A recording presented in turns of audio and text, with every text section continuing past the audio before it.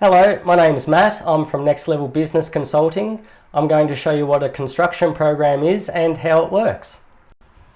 This is what a construction program looks like when created in MS Project. To make it simple, I've done a construction program for a deck. On the program, it shows the start date of the project, the current end date for the project, the contract end date for the project, the construction tasks, the Gantt chart over here on the right hand side, the construction durations, the administration tasks and their durations, and the critical path are the items shown in red. Now if we can have a look at this program, we can see that the construction end date is on the 25th of the 6th. However, the contract end date is on the 23rd of the 6th. That means we're going to finish 2 days late. So we need to work out a way to build faster without compromising quality. The way we're going to do that in this instance is we're showing the deck framing starts on the 18th of the 5th and finishes on the 26th of the 5th. And the staircase is to start after that, starting on the 27th of the 5th, and the 28th of the 5th is when it will be complete. In this instance, what we're going to do is bring the staircase back a bit so that the deck framing, once that's gone for 5 days, the installation of the staircase can happen so that the two tasks will actually finish at the same time. They'll finish on the 26th of the 5th.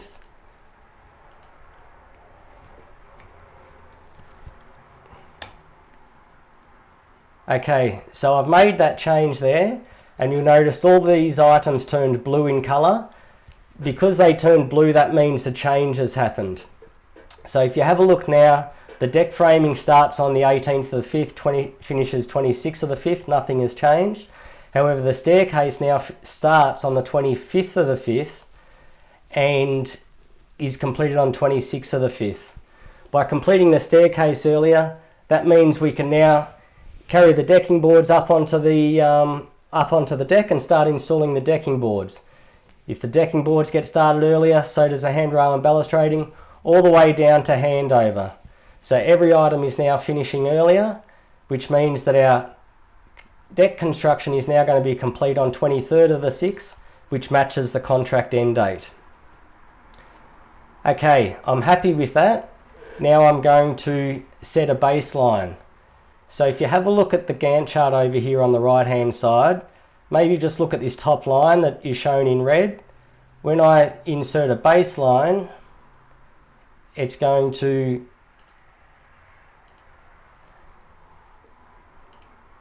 show a black line underneath.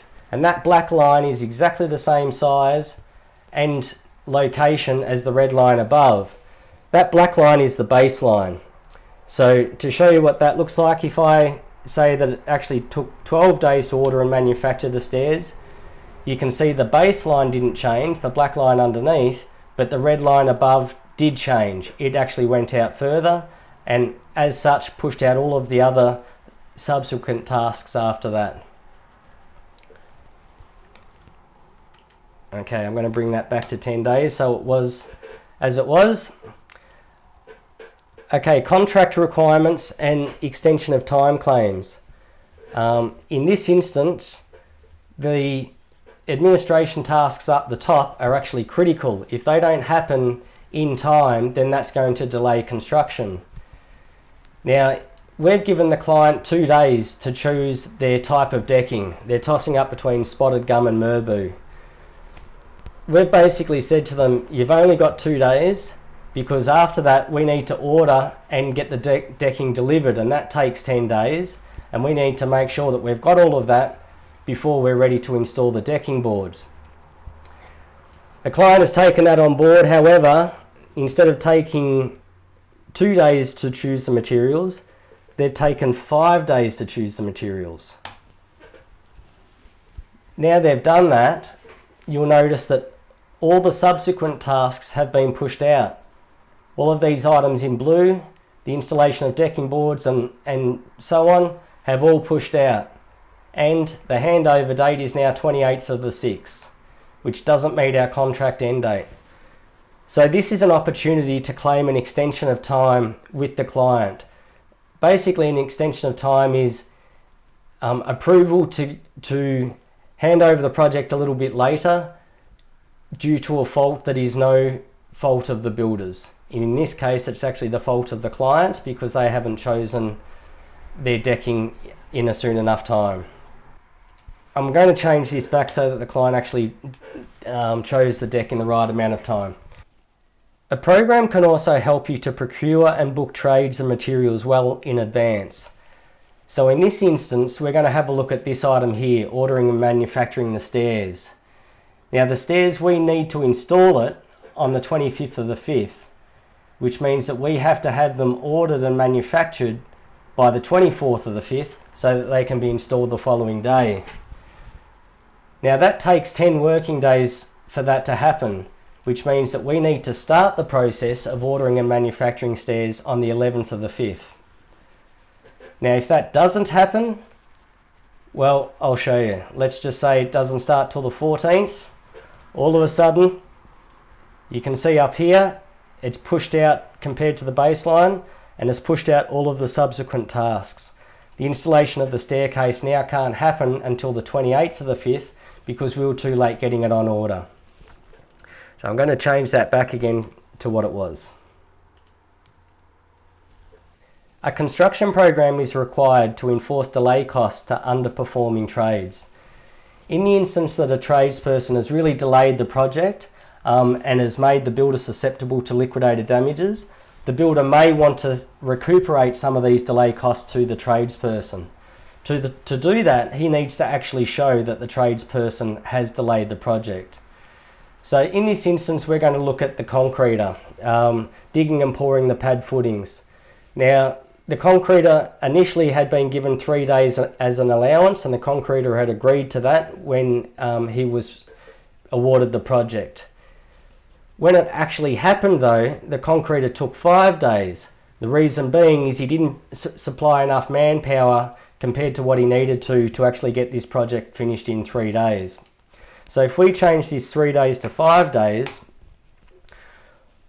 not only can you see that the Gantt chart has blown out over here and come out past the baseline, but it's also altered every single subsequent task. And as a result, the handover date is now the 25th of the 6th as opposed to the 23rd of the 6th.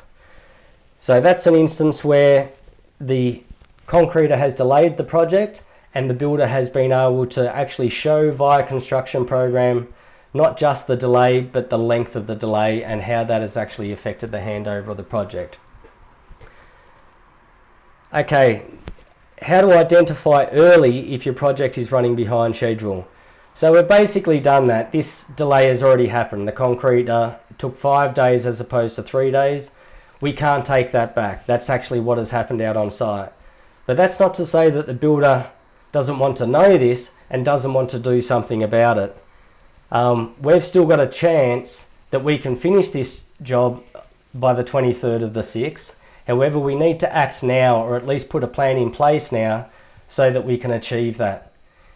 Just because the builder is delayed by a tradesperson doesn't mean that he won't get charged liquidated damages. The client will still charge liquidated damages, so the builder needs to get this time back.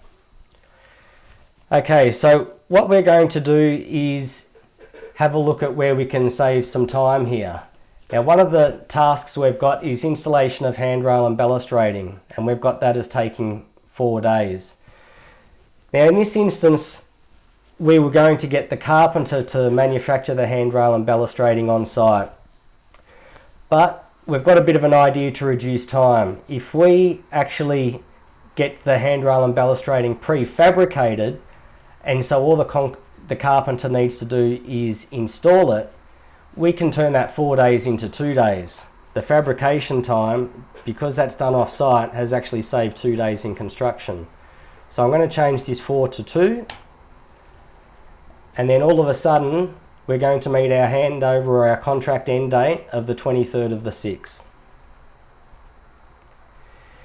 Now, if we didn't work that out until too late in the project, if it was the 22nd of the 6th and we realised, oh no, we're not going to finish by tomorrow, it's too late. You don't have any time to make any changes or to peg some of that time back. So the earlier you can find the delay, the more opportunity you've got of fixing the delay or preventing it from actually happening. Reducing liquidated damages. Okay, well that's quite simply done by meeting the contract end date, which is what we're now planning on doing, but also being able to issue that extension of time that we mentioned earlier because the client hasn't chosen the decking materials. Now, let's just say the client has approved that extension of time, the contract end date now goes from the 23rd of the 6th to the 26th of the 6th. Okay, the program will actually help us to obtain an accurate handover date. At this stage, we're on schedule to finish the 23rd of the 6th. However, one of the things that our painter has said to us is we've only allowed 3 days for sealing the deck. That's not enough. He believes we need 4 days. He needs to allow a bit more for the drying time in between coats. So as such, we need to know how that's actually going to impact the job. So we're going to change that 3 days to 4 days. All of a sudden, that's changed the handover date again to 24th of the 6th. That's an accurate handover date based on the status to date and the information that we've got to date. So any things that can happen out on site in terms of any delays that can happen or any time that is saved gets put into the program, but also any feedback that you get from tradespeople or any areas that you maybe didn't get the program quite right, you can still put them in and see how that impacts the handover date.